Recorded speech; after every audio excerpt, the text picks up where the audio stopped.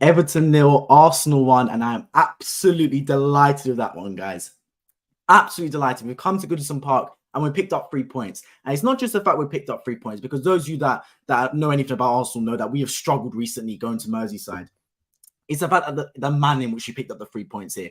This wasn't a free-flowing, have it all your own way stuff. We dominated the ball. I thought we were the better team by a country mile, but still, it was a real grindy result, man. Whenever you play against a Sean Dyche side and you don't score early, you know you're going to be in for a battle, in for war. And Arsenal boys were in for it this whole game. That's back-to-back 1-0 wins away from home, which is also a very good sign because George Graham won the league winning 1-0 with Arsenal. So the fact we're able to win this game, go to a place that we don't win very often, to be completely honest. I think most Arsenal fans will agree with that. It's not a happy hunting ground for us. We win the game. We take the 3 points. We now progress, man. 13 points out of 15 to start the season. Obviously, it's not top of the table form because Man City have gone 15 for 15.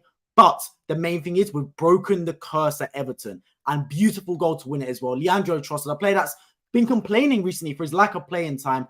What a goal that was. If Martinelli's injured for an extended period, I don't believe so, because he did seem to come back onto the bench and he seemed okay, to be fair. Regardless, that's why you have a squad. You have players ready to come in when their number is called, and Trossard did exactly that. I thought we had a slow start to the game, but boy, was that a terrific finish by Leandro Trossard to give us the 3 points, man. I'm absolutely delighted with that. And Nish, appreciate joining the stream, my friend. We're doing well. Hamza as well, appreciate joining the stream, my friend. The Everton curse is broken 100%, man, 100%. Brilliant result, because I'm so delighted the manner in which we won this game. If I look at Arsenal here, right, guys, yeah, this is the game that we notoriously lose. It's playing against a tough team like Everton. Everton are like the rebirths of Stoke City and Burnley from back in the day. Do you know what I mean? The teams that are going to be rough, hard to beat, aggressive, combative in midfield, tenacious, usually traits that you associate with teams that look to beat Arsenal. Not just beat them on the park, but more beat them in terms of bullying them up. And I feel like we combated really well with that. Really good game. We were the better team, but I kept thinking, when's the goal coming? When's the goal coming? Because it's one thing playing well, but we weren't actually getting a goal. And that was really worrying me, because you need to put the ball in the back of net at the end of the day. For all the good chances you have, if you don't put the ball in the back of net, it's going to spell issues. And I felt like when we managed to get that goal, it was a massive just sigh of relief from everyone, to be fair, because what a goal it was from Trossard. And I felt the only way we were breaking them down was with a quality strike like that. Everton were defending well, but defending very deep. We were having chances, I thought, especially coming out the blocks in the second half. I thought Odegaard had a fantastic chance. Vieira had a few chances. But when we managed to get that goal from Trossard, massive relief off the shoulders, weight lifted off our shoulders. Everton had to actually adapt their game plan rather than just sitting back and defending. And obviously, from that point on, it was basically an opened up game, and we managed to get the 3 points, which is absolutely massive news, because thank God we don't have to go back to Everton this season. Trust me, I absolutely hate going to Everton, man. That is the worst place to visit. We've got a bad record as it is up in Merseyside, and going there and getting a win early in the season, pretty good news. Look, if I told you guys that after our first 5 games, we're going to collect 13 points out of 15, knowing we play Manchester United, knowing we play Everton away, I think a lot of Arsenal fans would have taken that. I would have taken that. I think I would have expected 13 points out of 15, because I know our Everton curse. Now, obviously, we've drawn to Fulham, which is not ideal signs starting to season, but that's the way football goes. Man City drew to Everton last year at home and managed to beat teams that many thought obviously Man City expect to win every game, but other tough games they've won. So it's never, ever going to be simple in this game of football. It's always going to throw up some conundrums, throw up some surprises. The fact we're able to win this game against Everton, knowing we lost last year, lost to Damari Gray winner the year before, really big signs. I'm delighted with the way it's gone. Back-to-back 1-0 wins away from home in tough grounds. Selhurst Park and now Goodison Park. Back-to-back 1-0 wins. I'm absolutely delighted. Jeff, appreciate your stream, my friend. Hope you're doing well. I was hoping for a second goal. Yes, because you put 2-0 in your prediction for my Arsenal preview show where we preview Arsenal games. I put 3-1 Arsenal. Jeff put 2-0, I believe. But yeah, we should have got that 2-0 goal, to be honest. Once we went 1-0 up, right, I knew that Everton were going to start to come out, because Sean Dyche's game plan, whatever club he's at, whether it's Burnley, whether it's Everton or anyone else, the man is simple. Don't concede, look to score. That is it, man. You're not going to see Everton win games 4-2 or 5-3 or lose 6-4. That's not Everton's game plan. Everton's game plan is 0-0, 1-0, 1-0 loss. That is it. They want to keep the game tight.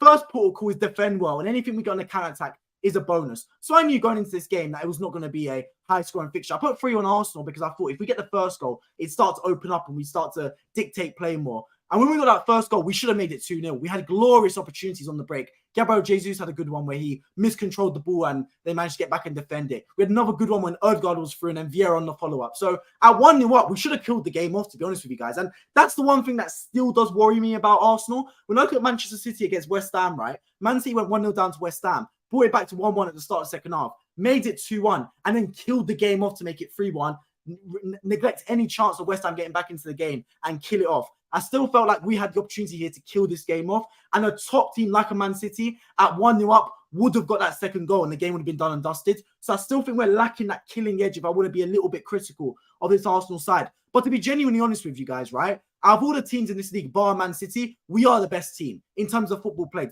We dominated this game from minute 1 to 90. Look at Liverpool yesterday against Wolves. Liverpool won 3-1 against Wolves, right? But anyone that watched that game would know in that first half, Wolves were the better team. Liverpool had no control over the game. They established control in the second half, but by then, Wolves could have been 3-0 up if they had their shooting boots on. Today, from minute 1 to 90, Arsenal established complete control of the game and dictated possession, dictated chances. David Raya came into goal. Did he really get tested? I don't remember David Raya doing anything. He might as well put Ramsdale in goal or put Cole Hine in goal. It wouldn't have changed anything. There wasn't really any test going on for David Raya today. And that's what I really liked about Arsenal.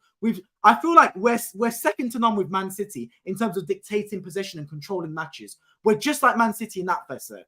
The reason we're not at Man City's level yet, though, is for two reasons. One, mentality to grind out certain games. We grind out today, but you know what I mean? Like certain massive matches and not making mistakes in key moments. And the second one is being clinical in front of goal. I'm talking Haaland level clinical. That's the difference.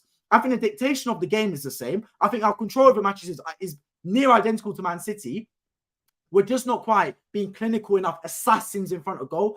But that's going to come. I give us some time. We've still got young players. I still think we need a top-tier striker up there. Nketiah was almost non-existent today, to be honest with you guys. He had a few neat touches in the first half, but other than that, was not really been influential over the game. I think he had the least touches out of any outfield player, less than Martinelli, and he came off after 25 minutes. So I still think we need a top-tier number 9. I would have started Gabriel Jesus today, but at the end of the day, we got the win, and that's the main thing. Good game, I would take it. It was so satisfying to break that low block. Yeah, this is the thing, right? I have no problem with teams playing a low block. I know some fans go, it's anti-football, it's boring, it's Brexit ball and stuff like that. Look, you're not gonna beat Arsenal or Man City playing man for man, beautiful football, because that's not how it works. I have no problem with teams playing that way. No problem whatsoever. Just own up to it. Because remember, Newcastle played Arsenal last year, right? Drew 0-0 at the Emirates. Played for a 0-0 draw. Then Eddie Howe came out after the post-match conference and said, yeah, we tried to win the game. No, you didn't, mate. Let's be real about it. So if you're going to play that way, be honest about it. Say you've come for a draw, you come to play it tight. And the second thing is, if you're going to play that way, right, you can have no complaints if you don't win that game. No complaints whatsoever. And I feel that was a good thing for Arsenal, right? Massive thing, because if we didn't manage to win this game, it would be a blueprint for other teams to play this way against Arsenal, to play this low block. Because other teams will play this way. Make no mistake about it. When you reach a Man City type level that Arsenal are trying to reach, aspiring to reach, teams will play you in a way which is genuinely break us down. We're sitting men behind the ball. Come break us down then. No two ways about it. So I think the main thing for Arsenal is we found a way to get a winner. And that is where clinicality proves. Because we had some good chances today, but it was a real top-notch finish from Leandro Trossard. When I say top-notch, I'm talking XG was probably 0.15, if that. And you need that. Because De Bruyne is capable, Haaland's capable, Foden on his days capable for Man City. We need players like that in our squad that when it's going to be a tough chance, it might be an outside-the-box shot. It might be a shot like that from Trossard. They're capable of scoring those. Because not every single goal you're going to score is going to be a tap-in or it's going to be a one-on-one chance where the XG is so high. You're going to have to score some worldies sometimes. And I thought that was a genuine worldie from Leandro Trossard. Left foot, tough finish off the post and in. Brilliant, brilliant goal. Raya had a great game. I'm sure he'll start against PSV next. Yeah, look, I think that I did make this point about David Raya potentially starting because I remember when Ramsdale got bought for Leno, right? So it got bought instead of Martinez.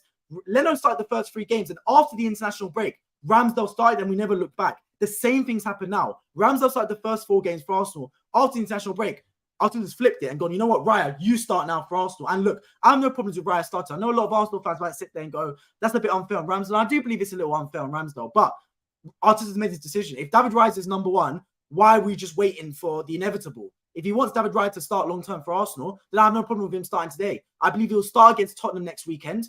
In the midweek, I think Ramsdale will start just to change up a little bit. But I do expect Raya to start against Tottenham and the North London derby, which is a massive game, by the way. Both teams on 13 points, Arsenal versus Tottenham Hotspur. Can we pop the Tottenham balloon? I bloody hope so, because Andrew's playing some beautiful football there. Is David Raya number 1 now? I do believe so. Or is that just giving him a chance to get some real game time in? I'll be real, Jeff. I think David Raya is number 1. So I think if he wanted to give him some game time, he would have just played him in the Champions League. Because I think if David Raya played in the Champions League, no one would have any problems. No one would sit there and go, ooh, Ramsdale's been dropped. They just understand that it's a rotation for the Champions League. The fact he's played him now in the Premier League in a tough away game against Everton, a result or a ground where we don't really get results often, I think that's a really big sign that he's going to now stick with Raya going forward as the #1 goalkeeper for Arsenal Football Club, if I'm genuinely honest with it. That's just my thoughts. I think Ramsdale's still the #1. He's started to get him some time on the match. I think he's switched now. I think David Raya is #1 for Arsenal, to be honest with you guys. Now, whether that's the right decision or not, I'm not too sure, but I do believe that now David Raya will become #1 goalkeeper for Arsenal. I don't recall an Everton shot on goal, although the stats say one. Yeah, they had one in the first half where I think it was Garner Gage's shot. It was a timid shot straight at David Raya, to be honest. But we had complete control of the game, and I'm happy with that because I've watched other teams, right, where they win football matches, but they don't have complete control. For example, you look at Liverpool against Wolves, as I mentioned earlier. They did not control that match from minute 1 to 90. They were better in the second half, but that first half, if Wolves had their shooting boots on, if Cunha knew how to strike a football, they could have been 2-3-0 down. Today, from minute 1 to 90, we controlled that football match. Yes, in part, it was because Everton allowed us to sitting back, but still, it's always a dangerous place to go away from home. Going away to Selhurst Park and Goodison Park are not easy places to go. Very tough grounds to go to, Crystal Palace and Everton. Both teams that, look, Everton haven't started the season well, but that was probably their best performance all season in terms of actually defending well. Attacking, they had really no actual output, but I think that was mostly due to Arsenal being really good defensively in transition. That's something we need to tighten up on. Because I've seen us in transition concede a lot of goals recently, especially last season as well. At the start of this year against Nottingham Forest, we conceded the goal from our own corner. That should not be allowed. That should not run. So I think we're really good in transition, cleaning up the ball. I like the fact Gabriel's back in this team, to be honest. I don't know why Arteta refused to play him at the start of the season because he actually gives us some balance being in there next to Zinchenko. Zinchenko, again, a massive performance from him. Really good in there, drifting into midfield and playing that inverted role. I love the balance we had in this squad today. I thought Vieira was really good as well. I like this team Arteta played. Thank God Havertz didn't start. I've been calling for it for God knows how long now. He doesn't need to play football for us right now, to be honest with you. And I'm happy that Arteta dropped him. I liked everything we did. I just personally would have gone for Jesus instead of Nketiah. So I would run the same team against Tottenham next week, but play Jesus instead of Nketiah, and I'm happy. Let me know your thoughts in the live chat, but that's what I would do. Play the same team against Tottenham next week, but Jesus instead of Nketiah. But for the North London derby, we need Ramsdale. We might not win all the balls Raya is giving. We need more time to adapt to him. I'll be real. I'll play Raya, to be honest, against Tottenham. I think David Raya is a top goalkeeper. I've watched him for Brentford enough times. He's solid. He's good claiming the ball. He makes good saves. He's good with the ball at his feet. I'm absolutely happy to start David Raya from now on. I think we've got 2 top quality goalkeepers. I still am not sure how the dynamic will work. The fact that we've got 2 really good goalkeepers. Because I'll be honest with you guys, right? I rarely see it work. In my lifetime, I don't think I've seen a case where you've got a team that has 2 #1 goalkeepers and it go well. Because the goalkeeper is a position that you don't rotate. I understand that you need 2 top quality players in every position. I understand that. But the goalkeeper is a position you probably don't want that. You want a #1 goalkeeper and you want a #2 goalkeeper. I think that's how it should always be, in my opinion. You have your #1, you have your #2, you don't rotate really. But look, if that's the way Arsenal want to do it, that's the way Arsenal want to do it. If it works out well, that's fine. I just hope that Ramsdale's taking it on the chin and gone, you know what? This is time for me to buck up my ideas, get back onto it. Because Ramsdale hasn't been bad by any stretch of the imagination. Many will say he's been unlucky to be dropped, but he has made mistakes. No one can doubt that. Ramsdale has made mistakes for Arsenal. So, look, Raya didn't make a mistake today, so he stays for next week, in my opinion. That's how it should work. Wolves' problem is they don't own any shooting boots. Exactly. No shooting boots whatsoever. Things which concern me in this match were, Odegaard was not in his element. Look, I wouldn't say Odegaard was not in his element, to be honest. The thing about Odegaard is, right, I always believe that if you want to win a football game at Arsenal Football Club, Odegaard needs to get on the ball. It's the same with De Bruyne at Man City, Bruno Fernandes at Manchester United. If you want to win football matches, your main creative player gets on the ball. The thing that Arsenal had today was 2 creative players. We had Odegaard and Vieira on the pitch, meaning that the time was split between the 2 of them. So Vieira was actually getting on the football more than Odegaard, in my opinion. And I don't have a problem with that because I have a lot of faith in Odegaard's ball playing ability. I have a lot of faith in Vieira's ball playing ability. I think on his day, he can play a pass as good as Odegaard. I don't think he's as consistent as Odegaard. I don't think he's as skillful as Odegaard in terms of close control. But end product, in terms of final ball, Vieira's second to none in that category. He's really good with it. He's got that whip in his locker. So I think the fact we had Vieira and Odegaard on the pitch meant that Odegaard touched the ball less just naturally because Vieira had more time on the ball. And also Trossard was in the team as well for the majority of the game. Martinelli is a touchline winger. When Trossard comes in the team, Trossard is not a touchline winger. He becomes a little inverted winger as well. So basically, you have Trossard, you have Saka, you have Odegaard and Vieira all trying to occupy the middle of the pitch because Saka doesn't really keep his width much either. When he picks up the ball, the first thing Saka wants to do is drift inside. So I think it's just inevitable that Erdogan was going to touch the ball less given that all the other players were on the pitch.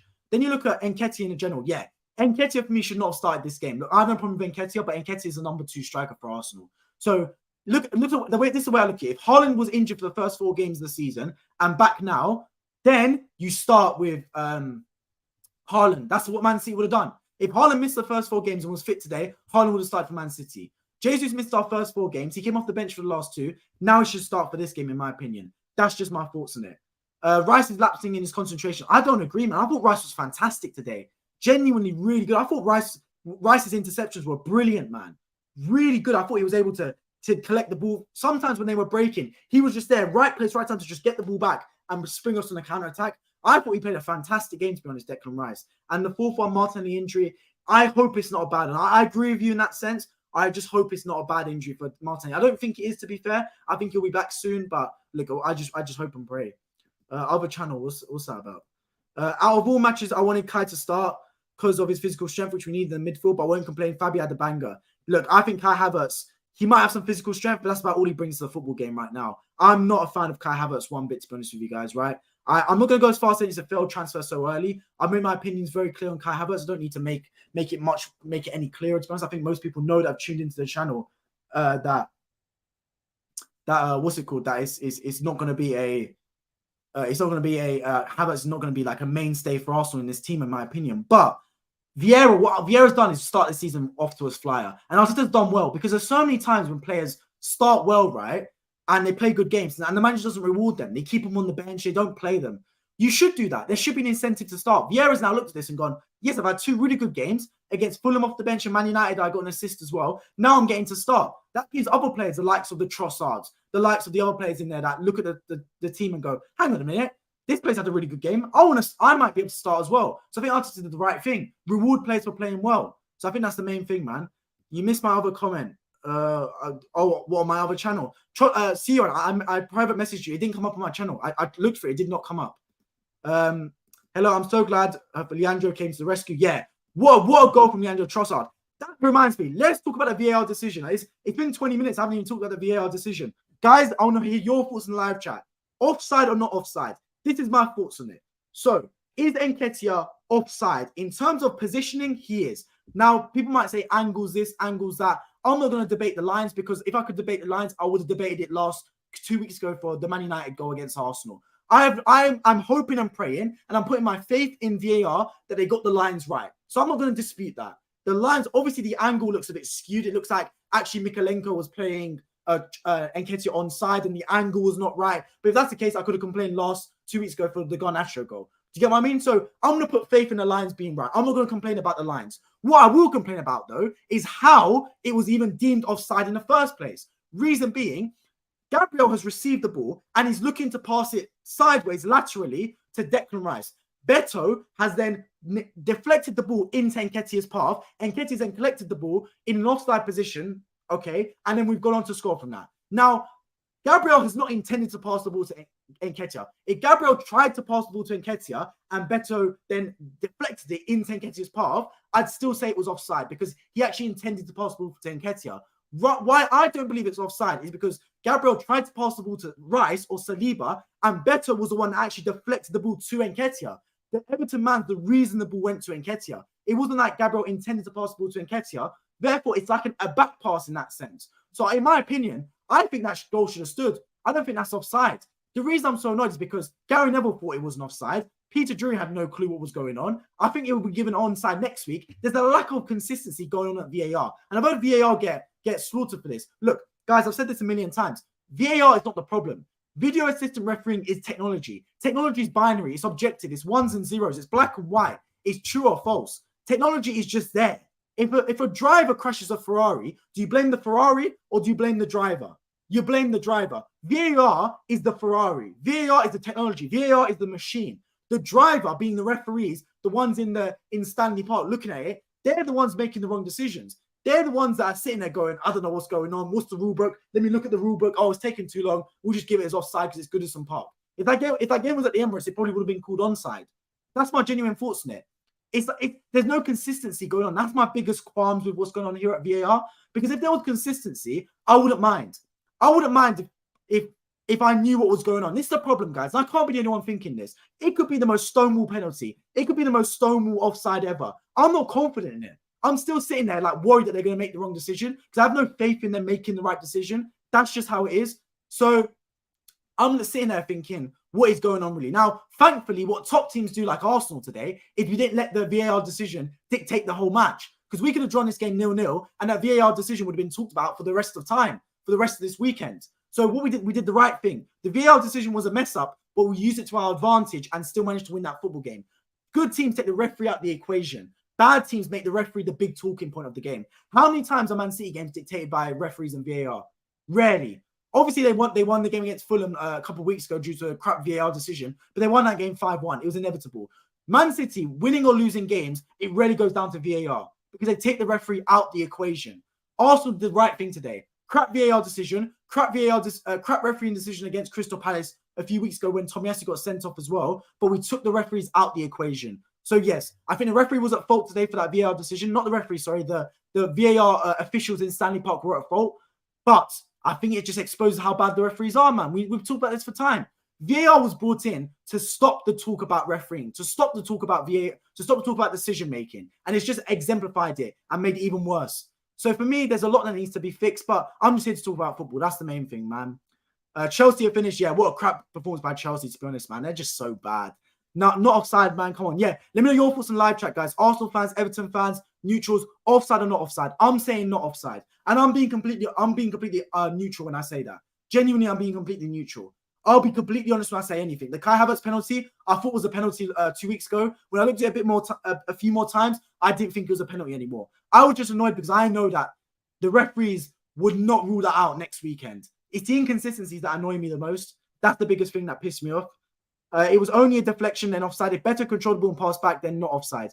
I hear that, Jeff. I hear that. And that's the main argument I'm hearing. The fact that it wasn't on purpose.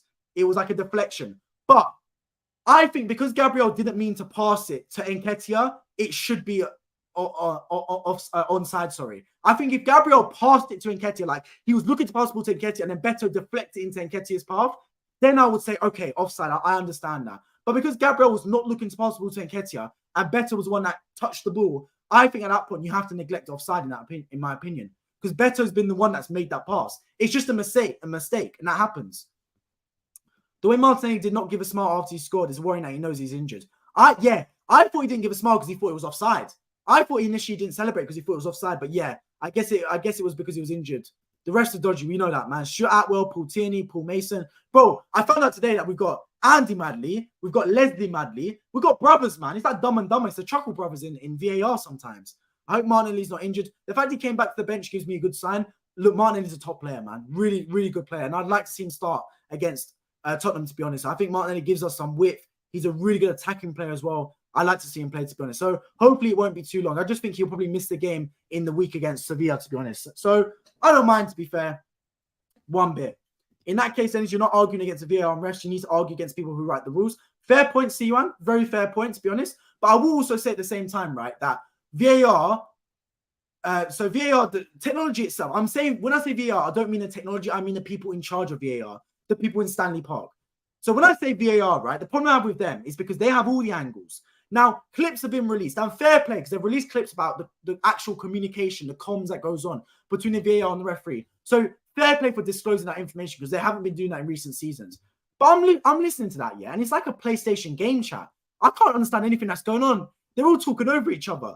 It's like I can't hear anything that's going on. I get a headache trying to listen to it. You got people shouting over each other, offside, potential penalty, potential lead. What's going on? They're trying to make a decision. Everyone's talking over each other. It's about six voices at once. Have you heard the phrase, too many cooks spoil the broth? That's what it's like. There's no actual consistency going on. How could I make a decision when you got 6 man in your earpiece telling you what's going on? So, yeah, I think a lot needs to be changed, to be honest with you guys. But look, I do agree that the rules in that sense were flawed. It's the same thing that happened when Marcus Rashford, to be honest, should have scored against Man City last year. Do you remember? And the whole rule book was flawed for that one. So, look, I think that if you don't intend to pass it to that player and not making a forward pass in that direction, it's like the offside thing in terms of line of the goalkeeper, right? They call it offside if you're in line of the goalkeeper, even though you can be offside and not influence the player, the goal will still count. I think it's the same here. If you're not in line, if the ball's not intended for that player, but it ends up at him, then I think it should be onside, to be honest, if it comes off a defensive player. That's just my thoughts on it. The rule is if not controlled, only deflection, it goes back to the offside player who deliberately played the ball. But what would you call controlled, though? Because control makes me think that it's a touch and pass. But he could have controlled it with 1 foot. So 1 touch and just gone straight to him, bang, pass it. Do you get what I mean? So, like, it's a little bit of a... It's a grey area, man. It's a grey area. What is control? Like, what is having possession? I'm looking forward to Wednesday. Oh, back in the Champions League, man. I cannot wait. But in general, consistency of decisions is always a problem. 100%, man. Always a problem. I think a lot needs to be fixed, man. A lot needs to be fixed there. My previous comments were about your last video on your other channel. Yeah, I addressed them privately, Suyan, because it didn't come up on my channel. I looked for the published comments. It did not come up anywhere. So I don't know whether it got deleted. YouTube deleted it. I'm not too sure.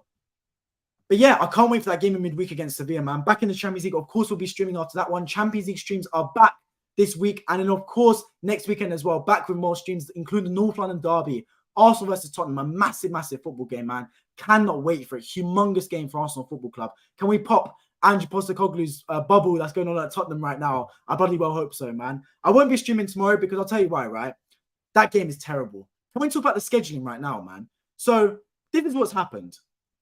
We've got Man United versus Brighton, 2 European teams on at 3 p.m. Not available for UK watchers. I watched it anyway because who isn't going to watch it?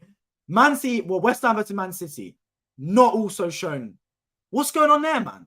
And instead, they're showing Bournemouth versus Chelsea. Fair play, Chelsea, a big team, but I think Bournemouth versus Chelsea deserves to be at 3 p.m. more than Man United Brighton or West Ham Man City. And then tomorrow's game is Forest versus Burnley. You could not pay me to watch that game, man. You could genuinely not pay. And I'm monetized on this channel. So if I make a video on that game, I could get paid for it. You could not pay me to watch that game, man. I'm not watching the Forest versus Burnley. So they need to fix their schedule big time, man. Put on Man United versus Brighton today and put on West Ham versus Man City tomorrow. Job done. You give me a chance to the schedule. Or, better, you show every single game. What's this blackout rule that still goes on nowadays? I don't get it, man. Obviously, I'll find a way to watch the game regardless. But, yeah, it's crap, man. PSV, yeah, not Sevilla. Sorry, you're right. PSV at home on Wednesday. Can you do Champions League streams for other teams? Yes, I will be doing. All right, let me check out the schedule, actually. So this is going to be my schedule for the Champions League games, if I'm not mistaken.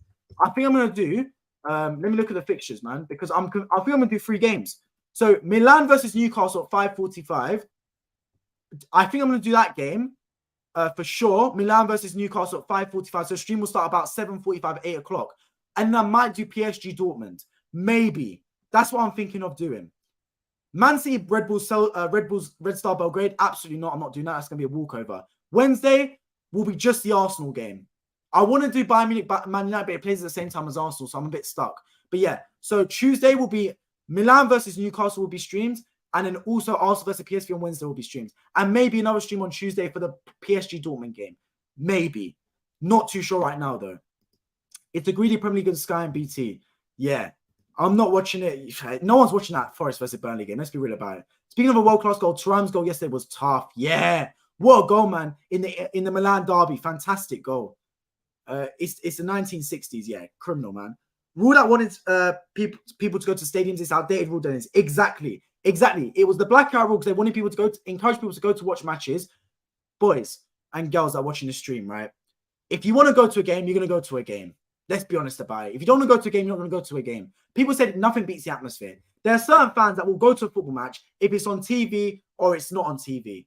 It's an outdated rule. Why, if I live in any other country? Now, I've got fans from all over the world. There's people watching this from Africa, from Asia watching this stream, from North America, South America. I live in London. I live in North London. I live in UK. I've lived in London my whole life, right? Why can I not watch 3 p.m. matches? Because I'm not being funny, right? Arsenal played away at Everton. Obviously, this game was on TV. Yesterday's game, right? West Ham versus Man City. If you're a Man City fan, not that there's many of you that exist, but if you're a Man City fan, you can only watch that game then. Legally, you can only watch that game if you travel all the way to London in the 1,000 allocation West Ham seats for away fans. There's more than 1,000 Man City fans, believe it or not. So you have to win a lottery to watch your football team play. It makes no sense. It genuinely makes no sense, man. So I think it's absolutely crazy what's going on. So if I'm honest with you guys, I think the blackout rule should end. I've been calling for staggered kickoffs for a long time now. If I was in charge, this is how I would do it. Friday night, 8 p.m. kickoff. Saturday, 12 o'clock, 2:30, 5 o'clock, 7:30. Sunday, 12 o'clock, 2:30, 5 o'clock, 8 o'clock. Sorry, 7:30. Monday, 8 p.m. kickoff. Job done. So you have a 1 game on Friday, 1 game on Monday, 4 on Saturday, 4 on Sunday, stagger the kickoffs. Job done. All of them on TV. Half of them on Sky, half of them on BT. If anything, actually, not forget that. All put it on one channel. Put it on the Premier League channel. Make a Premier League channel. If Sky want to buy it, fine. But make one channel. Put all the games in that one channel. And then job done. That's how I would do it. But no, if I want to watch the NBA, if I want to watch the NFL, I've got access to any game I want if I buy a subscription to stream it. Football on the Premier League is so outdated, man. Even if you want to watch boxing, you can stream it on DAZN nowadays. Why is the Premier League now? They don't do streaming. Sky still own it. BT still own it. Amazon Prime for show a few games. It's a joke, man. Tomorrow's game is 2 teams not in Europe. They could have put Bournemouth, Chelsea there just to rub it in that Chelsea not in Europe. Yeah, I mean, it's a joke, man. That's a good point. Neither team's in Europe, right? But they could have put Bournemouth, Chelsea. Exactly. Very good point. Or you showed a game on Friday and you scratched the Monday night slot. There's no problem with that. United versus Bayern. Yeah, I mean, I'll be real. I wanted to watch that game. I really wanted to, but it's one of those things. Repping India, boy. Big up my fans from India, man. Big up. That's a good idea. The greedy, yeah, they want the money. Exactly, man. They're putting Man City versus Brighton at 3 p.m. soon. Criminal, man. Criminal. Brighton are a good team, man. But any team that's in Europe, if it's 2 teams that are in Europe playing each other, it should not be on at 3 p.m. in my opinion. If I made the scheduling, yeah, Forest versus Burnley would have been at 3 p.m. Fulham versus Luton would have been at 3 p.m.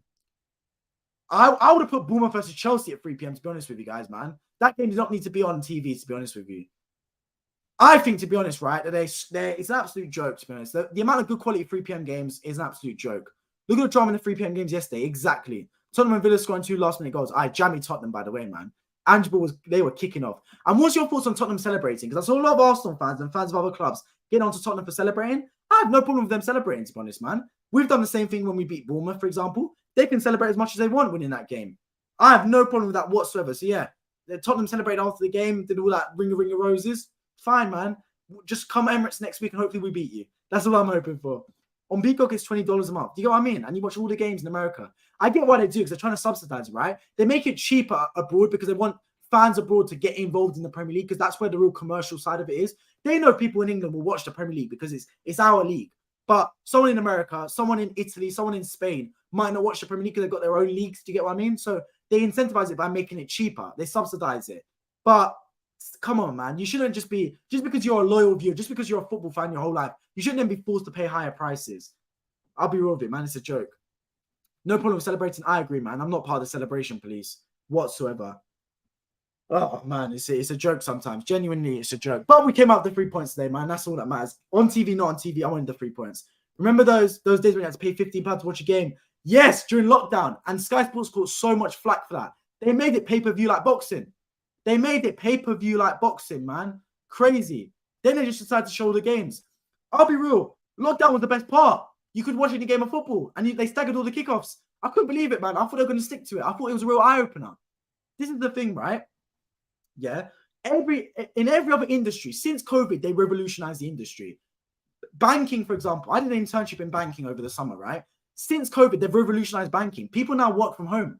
That never used to be the case before COVID. They use Zoom. They use all this stuff. It's revolutionized it. People do hybrid working. They go into the office 2-3 times a week, then work from home. Football's the only industry where they got worse after COVID. I thought that during COVID and during lockdown, they were assessing on, you know what? Maybe the game should be on TV. Maybe they should have staggered kickoffs. But they've just gone back to the old days again. Like, what's going on, man? I thought they would have learned from it. But no, just criminal stuff. I've got Sky for free, don't pay. You got like those DTV boxes or you got one of the dodgy Fire Sticks. The Amazon Fire Stick strategy, man. I love it. My friend's got one of those, man. I used it when I went to his house, the Amazon Fire Stick, man. It's absolutely OP. They should go back to staggered kickoffs 100%, man. 100%. I'll debate that to the end of time. Good thing about being in the US is every match is available. I get one of those 3 p.m. games, 10 a.m. for me on TV, and I have to choose which one of the others to watch on stream. Exactly, yeah. So I 100% agree, man. 100% agree. America's got it right, bro. Because Jeff, I watch NBA, I watch NFL quite frequently as well. Obviously, you can buy subscriptions on the NBA app, on the NFL Game Pass International app, so you can watch all that stuff, man. So you can stream it anyway, and obviously have nationally televised games on ABC, ESPN, etc. all that stuff. They show the game sometimes as well. TNT as well, they show the games. So America's model's right, in my opinion. Here in the Premier League, you got all these different providers. It's a joke thing, man. No Sky pay for me. Yeah, 100%, man. I'll be real, my dad pays for it, not me. You wouldn't catch me paying for it, man. Jeff, you watching the NFL and NBA MLB today? No dodgy box that is. Yeah, man. Dodgy box strat is OP, man. Yeah, man. It's OP. But yeah, this is the thing. They're trying to look down on pirating football matches. They don't give people a choice. They're not showing the games. As a football fan, I'm going to watch my team play. I'm watching Arsenal play. Whether you make me pay for it, I have to get it for free. I'm going to watch my team play, man. So you might as well offer it. If Sky Sports offered a one only subscription for £10 extra a month, but they showed every game, so you didn't have to worry about BT, but they showed every single game, 3 p.m. kickoffs, I'd pay for it, man. If Sky Sports paid, if it was £50 a month and I could watch any football game at all, I would pay for it. Because I'd say, you know what, fair play. I get good use out of it. Why not give back to the industry? Because they're showing every game. But no, I genuinely, if people don't want to pay for Sky Sports, I don't bat an eyelid at that. I don't sit there and go, you know what, you should be paying. I think that's, you know what, I've got no problem with that whatsoever because it's greedy. You don't even get to choose what games to watch. They should do it like they do in NBA and NFL, or they used to do. I don't think they do it anymore. There should be different subscriptions. So I could have an Arsenal-only subscription, meaning I pay maybe like £10 a month and I get to watch every single Arsenal game, home and away. Or you have like the free choice game subscription where you pay £20 a month and you get to watch 3 games a season. Sorry, 3 games a week for the rest of the season. So obviously there's 10 games a week, right? And you get to choose 3 games you get to watch. Or you get to watch any game you want and pay the full price. There should be different subscriptions like that, like a team-only subscription. Sometimes some fans, for example, have a season ticket. So they can only watch Arsenal away games. They want to pay like £7 a month to only watch Arsenal away games. Something like that. There should be options for tiers like that. It don't exist, man. It's crazy how bad it is sometimes, genuinely. In America, every team has a local broadcaster which shows every game that plays, unless it's the playoffs. Exactly, man. Exactly. Where every game is then televised nationally. Exactly. But to be fair, America's a massive country where they do that, right? So they have like, for example, I know the Cleveland Cavaliers games on like Bally Sports Ohio. So yeah, I get that, man. Don't get me started on MLB streaming. That's the one that really pisses me off. I don't watch baseball, to be honest, so I wouldn't know too much about that one, to be fair with you guys. But yeah, I'm going to start to wrap up this stream now, guys. It's been going on for 40 minutes or so. We'll be back in midweek for the Champions League streams. As always, I cannot wait for that to come back. If you guys are new on team, do appreciate the streams. Make sure you do subscribe down below. More to 5,000 subscribers. If you want to become a channel member and get exclusive access to Arsenal preview games, to Arsenal preview shows for every single Arsenal match, it's the first thing in the description. Make sure you join in. Get involved with the preview shows we do on this channel. Clubs are in collusion with the Premier League. They want cash. Exactly. Of course they will, man. They all band together to get the most money possible. It's a commercialized business. It's a commercialized business. England could do it by cities. Yeah, they could, to be fair. Look, Sky Sports, I have no problem with Sky Sports, to be fair. Like the way they run it. Because the way they run it in India, right? Sorry, in Sky Sports. I just saw the new comment from Anish, so I've got India in my mind. The way they run it in Sky Sports in terms of the preview for the games, the aftermath, is the way they do the whole Super Sunday. I like it, to be fair. I like the schedule. I like the way they build the game up, the punditry. I do like the Sky Sports way they do things. But it's just that they don't show all the games. That's the only thing. The way they run the games, no problem. It's just they don't show all of it. If I had to compare it to a car, right? It's like a car that only has one model. The car itself is perfect. The brand's perfect, but just offer more models. That's what it's like with Sky Sports. The way they run the games are perfect. Just show more games. That's just the way it is, man.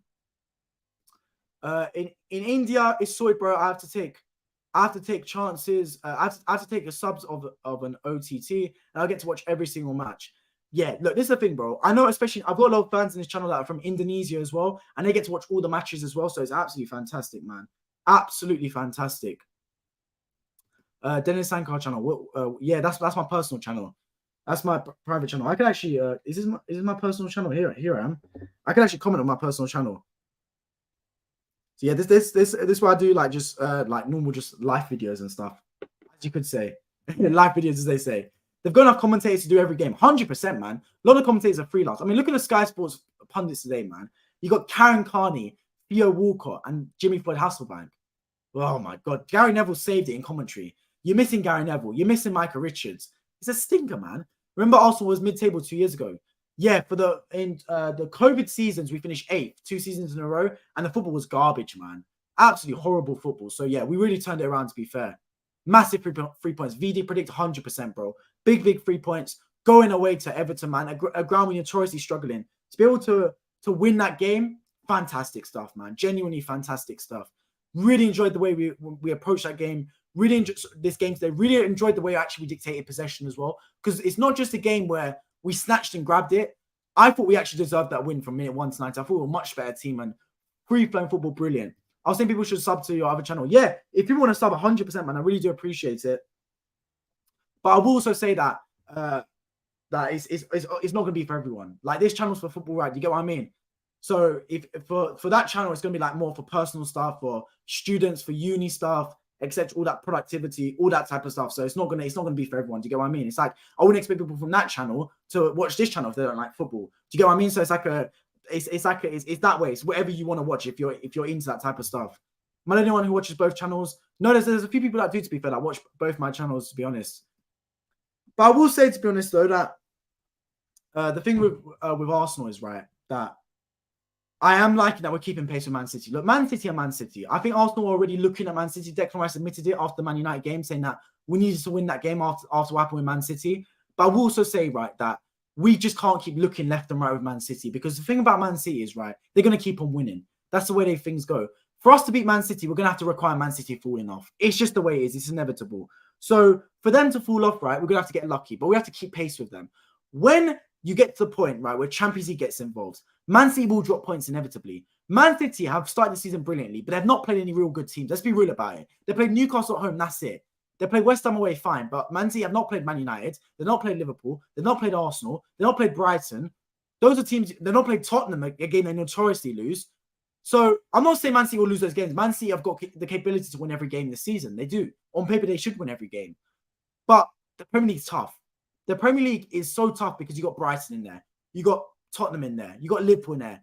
You got Arsenal. Man United on their day will turn up. You got teams that can win any moment. Newcastle, Brentford can put in a good fight. So I think it will be a tough season, man. Tough season. I do expect Man City to win the title again, given the start they've made. But who knows, man? Anything can happen in football. Everton has no excuse now, to be honest. Yeah, look, Man United is an absolute... Look, I spoke a lot about Man United yesterday, so feel free to check out that video if you want to hear more about Man United in that stream yesterday. There's an awful lot of problems at that football club, man. Awful lot of problems. I like the outcome of both matches today. I pick outcomes on another YouTube channel, and I'm 9 for 9 so far this weekend. Fair play, man. Fair play for picking that out. I do want to make, actually, that's a good point. And would anyone be interested if I make I've got an FPL league. I've got in my community post, I've got an FPL league for this season on Fantasy Premier League. So feel free to check out the community tab to get the league code to join that. I do also want to make a predictors league where we predict the scores for like every match, every weekend, that type of thing. So if anyone wants that as a good idea, let me know. It'll be like a website where you just sign in, you join the league, and then you get to predict every single game for the weekend. Winners at the end might give out a prize for whoever wins at the end of the season. Could do something like that if you guys think that could be a good idea. But yeah, that's just ways to expand the channel, to be honest, man. Thinking of other content to do in the meantime as well. Obviously, international break, I was kind of dry with content. That's just mostly because, right, that it's the international break, man. I take the international break to just like cool down a little bit, take some time off from YouTube a little bit, and just, you know what I mean, take a seat back and then go full throttle, gas the pedal. Sorry, foot on the gas, foot on the pedal when the season resumes again. The thing is, though, 4 weeks later we've got another international break. It's crazy, man. Football comes thick and fast, and then go international break again. Let's check out the Arsenal fixtures for in the stream because I do want to see who Arsenal are going to be playing. So, guys, we've got PSV in midweek. We should win that game, to be honest with you guys, in Champions League. Can't wait for that, though, by the way. Then we've got Tottenham. Big game. Massive game. Then we've got Brentford. Then Bournemouth away. That's at 3 p.m. Flipping heck, man. We've got a 3 p.m. kickoff. Then we've got Lens. Then we've got Man City at home before the international break. So, Arsenal, we've got Tottenham at home, Bournemouth away, and Man City at home. Tottenham at home we need to beat. We need to beat Tottenham at home. Bournemouth away we need to beat. Man City at home is a massive football game. Massive, massive football game. If we lose that game, it's finished. Because you can't lose to Man City at home, in my opinion, if you want to win the title. Losing them to away is fine because it's Man City away. But at home, we need to beat Man City. I think we can beat Man City. I think we can. Now, whether we will beat Man City, I'm not too sure. But we can beat Man City. We've got the quality to do so. We just can't make mistakes. And I hope Thomas Partey is fit by then. If he's fit for the Man City game, we could play Partey, Rice, Odegaard. Oh, we could be all right, guys. We genuinely could be all right, man. I've got good hopes for that. Got to go, bro. Great stream, great result. Come on, you Gunners. Appreciate you joining the stream as always. And I hope to see you in my next one for the Wednesday stream against Arsenal against PSV. Chelsea may even beat any of those teams, bar Man City and Arsenal. This team recorded 36 shots over 2 games, but just can't score. Chelsea got a lot of problems, man. I watched that full game today, and they never looked like scoring. I thought Sterling had a really good chance when he came off the bar, and then obviously Colwill scored. But Chelsea just don't look like scoring. Mudryk as well is looking a bit rush at times. Jackson's not a proper striker for me. He's missing glaring opportunities. Sterling's good, but he's not enough. I feel like Enzo Fernandez has been played further forward, but is he the right player in that position? I still think he's a box-to-box midfielder. Gallagher's not doing the most. What's happened to Caicedo? Your bench is looking like a bunch of kids. There's just a lot of problems at Chelsea. I just don't know what's wrong with them, to be honest, because the personnel is good enough. The players are good. The quality is there. I thought Gusto had a decent game at right back, for example, but it's just not clicking for one reason or another. Like, you shouldn't be losing to Forest and drawing to Bournemouth. You played Forest and Bournemouth in your last 2 matches in the Premier League, and you picked up 1 point out of 6. It's just not good enough, to be honest. But look, it's one of those things, man. Like, it's one of those things. Let's see what happens with them. Chelsea have 11 players injured for this game, and look, I've got a theory about this, right? I genuinely believe that you have more injuries when you're playing crap. I think when teams are playing bad, more players get injured because they're not just pushing themselves to get back into the team. When you're playing well, everyone wants to start. Everyone's being in the team. Confidence is high. Everyone wants to get involved in the flow of things. When you're losing matches, you just want to be out of the team, out of the firing lines, to be honest. I'm not saying players fake injuries, but they don't give it their all. They don't try their hardest. They're not rushing to get back into the team, if anything. It's the same thing happened to Liverpool. Do you remember that season when Liverpool finished third? No one's getting back in the team. Even last year, the amount of injuries Liverpool had, Diaz was like half the season. No one was really rushing to get back into that Liverpool team. I think they were just happy to just sit back on the bench, to be honest with you guys. But yeah, now I'm going to start to wrap up the stream because it has been 45 minutes. I've got to go eat dinner. I appreciate everyone that's tuned into the stream today, guys. Next stream will be on Tuesday for the Champions League, then on Wednesday for the Arsenal PSV game. If you're on your team, make sure you subscribe down below on my road to 5,000 subscribers. Drop a like down below. If you've just joined into the stream now, make sure you scroll right back to the start so you can hear all about my thoughts on Everton 0, Arsenal 1. Massive win for Arsenal. We don't go top of the table because of Man City, but we do go level on points with Liverpool and Tottenham now as we stay in the fight and in the hunt for winning the Premier League title. It's only 5 games down, but we've got a good old season to go, and I'll be here throughout it. I appreciate everyone that's tuned. Hope to catch you all. All of you guys